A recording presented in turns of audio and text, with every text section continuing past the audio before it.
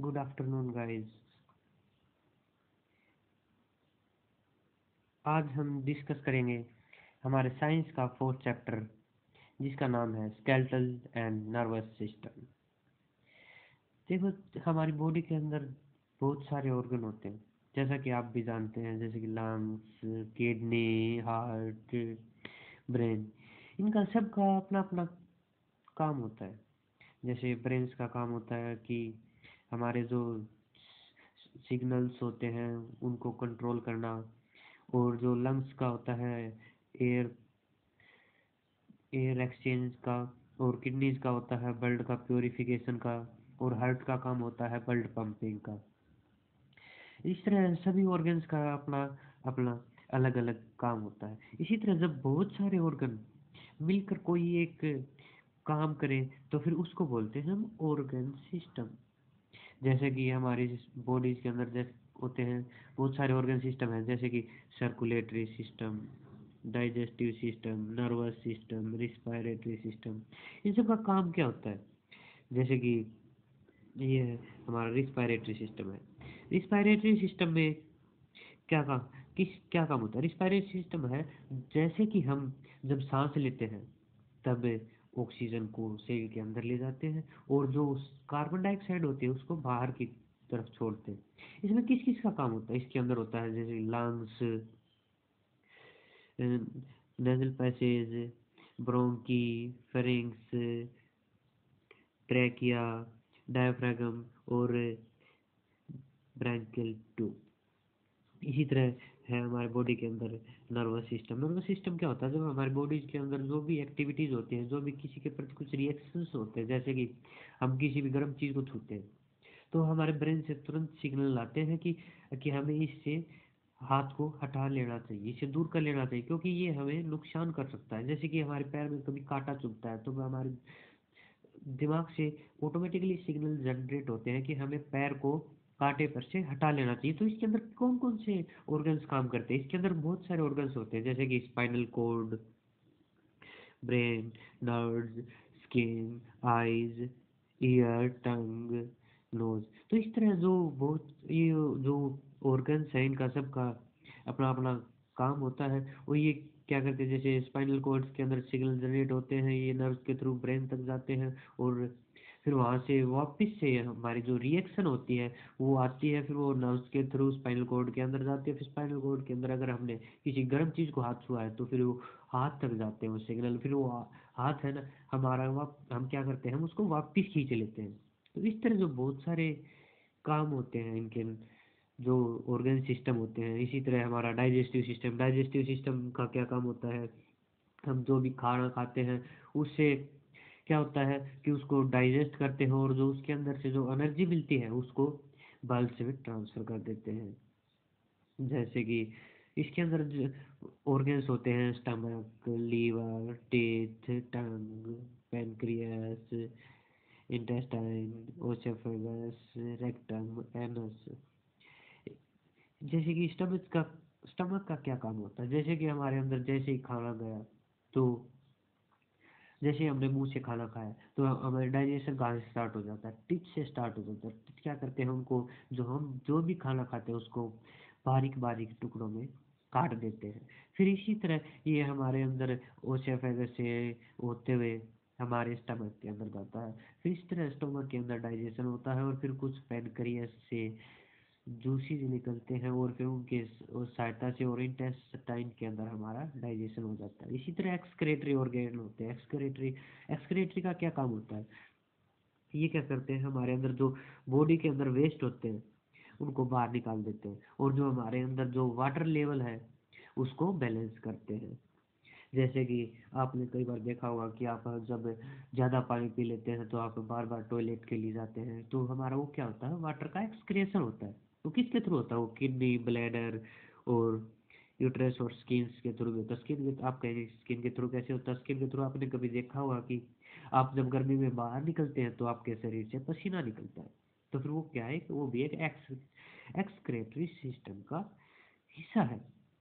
इसी तरह हमारे अंदर एंडोक्राइन ग्लैंड्स होती हैं। एंडोक्राइन सिस्टम के अंदर क्या होता है? एंडोक्राइन ग्लैंड्स होती हैं, वो अलग अलग जूस छोड़ती हैं जब हमें उनकी ज़रूरत होती है। जब जिस तरह कोई हार्मोन्स होते हैं, कोई भी बॉडी का फंक्शन होता है, जिस तरह जब हम किसी चीज़ को देख कर डर जाते हैं, अगर मान लिया आपने सडन कोई शेर देख लिया तो आप एकदम से डर जाएंगे।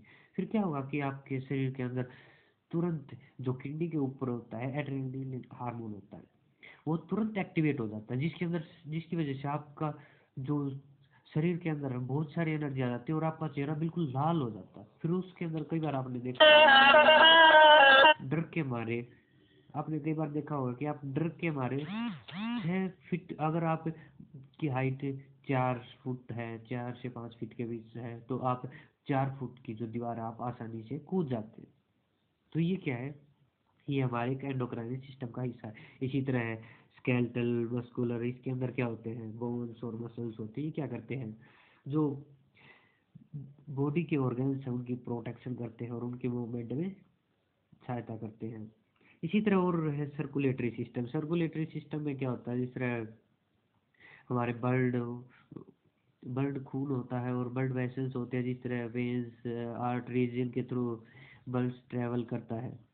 तो इनके अंदर इनका क्या काम होता है, ये क्या करते हैं कि जिस तरह हमारे न्यूट्रिएंट्स होते हैं, जो स्टमक से हमें एनर्जी मिली वहाँ से इसको किडनी के थ्रू ये न्यूट्रिएंट्स लेके आते हैं और फिर वहाँ से इनको क्या करते हैं, ये पूरी बॉडी के अंदर इनका ट्रांसपोर्टेशन करते हैं, जिनमें भी हमने जिस तरह वाइटामिन्स, प्रोटीन्स और जितने भी मिनरल्स हैं, वाटर है, तो और जिस तरह जो डिजीज होती है, हमारी इम्यूनिटी पावर होती है उसको इम्प्रूव करती है डिजीज को ख़त्म करने के लिए।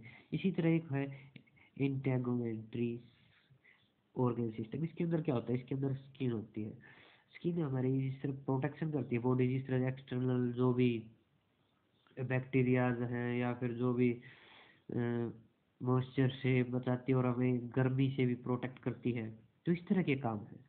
आज हम डिस्कस करेंगे हमारा स्केलेटल सिस्टम। स्केलेटल सिस्टम क्या होता है, स्केलेटल सिस्टम एक हड्डियों का ढांचा होता है।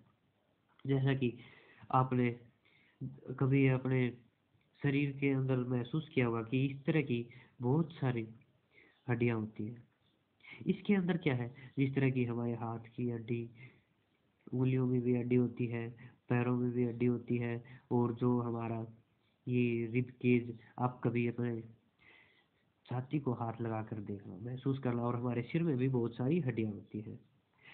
जो एक एडल्ट होता है उसके अंदर 206 हड्डियां होती हैं, उसके अंदर 206 हड्डियां होती हैं। लेकिन जब बच्चा जन्म लेता है उस वक्त उसके अंदर 304 के लगभग हड्डियां होती हैं। जैसे जैसे उसकी उम्र बढ़ती जाएगी, जो बहुत सारी हड्डियां हैं वो क्या होती है, जिस तरह दो या दो से अधिक हड्डियां होती है वो मिलकर एक हो जाती है। तो फिर इस वजह से उनकी जो संख्या है वो लास्ट में सिर्फ 206 रह जाती है।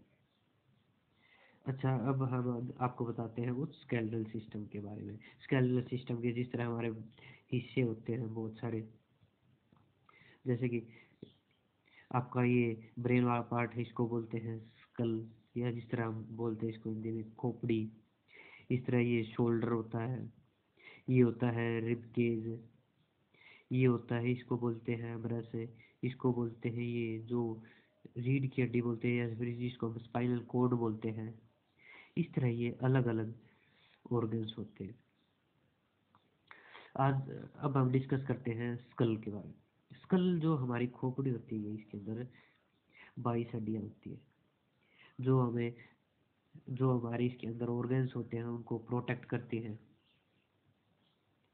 जैसे कि आप देख पा रहे हैं, ये आई शॉकेट,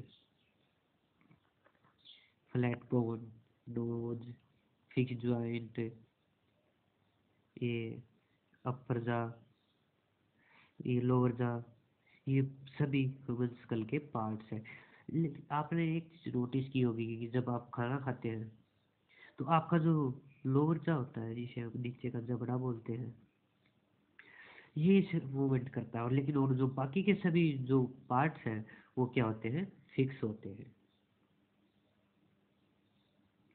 अब हम नेक्स्ट स्लाइड में आते हैं। जैसे कि मैंने आपको बताया था कि हमारे चेस्ट के अंदर इस तरह का हड्डियों का एक केज होता है, जिसे पिंजरा बोलते हैं, जो हमारे शरीर के अंदर ऑर्गन्स की प्रोटेक्शन करता है। जैसे कि यहाँ पे हार्ट होता है, और यहाँ पे वो लीवर किडनीज होती हैं, इनकी प्रोटेक्शन करता है। जो ये कीज होता है, ये इसके अंदर 12 pairs of thin curved bone होते हैं, जैसे कि आपको दिखाई दे रही है। ये इस तरह की पिंजरा बना हुआ है, ये इस शेप में इस तरह से ज्वाइंट होती है। जो इसके अंदर जो लास्ट 2 पेयर होते हैं, वो जो स्टर्म होती है उससे अटैच होते हैं, ये जैसे कि आप यहाँ पे देख पा रहे हैं।